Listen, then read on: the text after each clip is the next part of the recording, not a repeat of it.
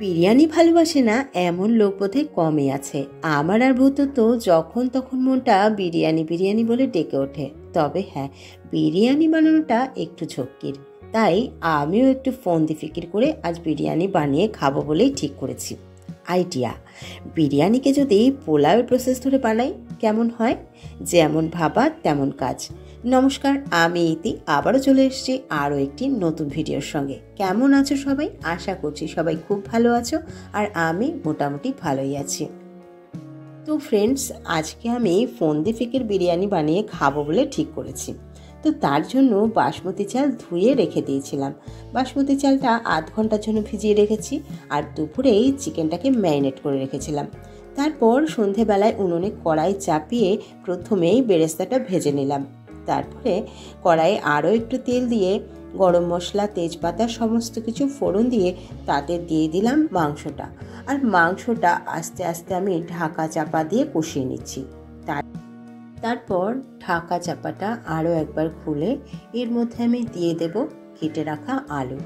কারণ সব কিছু আমি মাংসের মধ্যে আস্তে আস্তেই দিয়ে দেব, কারণ পরে আর কোনো কিছু কিন্তু দেওয়া যাবে না, যেহেতু এটা একটা ফন্দি ফিকির বিরিয়ানি চলছে। আর এখন আমি আলুটা দিয়ে দিলাম, আর আলুটা দিয়ে আরও একবার একটু নেড়ে চেড়ে দেবো। আর তারপরে কিন্তু এর মধ্যে আমি আস্তে আস্তে মশলাগুলো মেশাতে থাকবো।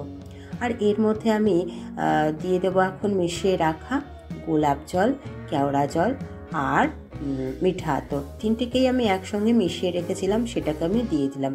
আর তারপরে একটু আমি জয়ত্রী জায়ফল আমি গ্রেট করে রেখেছিলাম, সেটাও দিয়ে দিলাম। আর এখন দিয়ে দিচ্ছি একটু বিরিয়ানি মশলা। আর তারপর এটাকে আরও একটু নাড়াচাড়া করে এর মধ্যে দিয়ে দেব আধ ঘন্টা ভিজিয়ে রাখা বাসমতি চালটা। আর তারপর আবারও একটু নেড়ে চেড়ে এর মধ্যে পরিমাণ মতো নুন দিয়ে যতটা চাল দিয়েছিলাম তার ডাবল জল দিয়ে ভালো করে নেড়ে চেড়ে তারপরে এটাকে ধিমে আঁচে 5 মিনিটের জন্য ঢাকা চাপা দিয়ে সেদ্ধ হতে দেবো। 5 মিনিট পর আবারও ঢাকা চাপা খুলে আরও একটু নাড়াচাড়া করে দেখে নেব নুনটা ঠিক আছে কিনা। তারপর আরও 5 মিনিটের জন্য ঢাকা চাপা দিয়ে সেদ্ধ হতে দেব। আবারও ফিরে এলাম 5 মিনিট পর।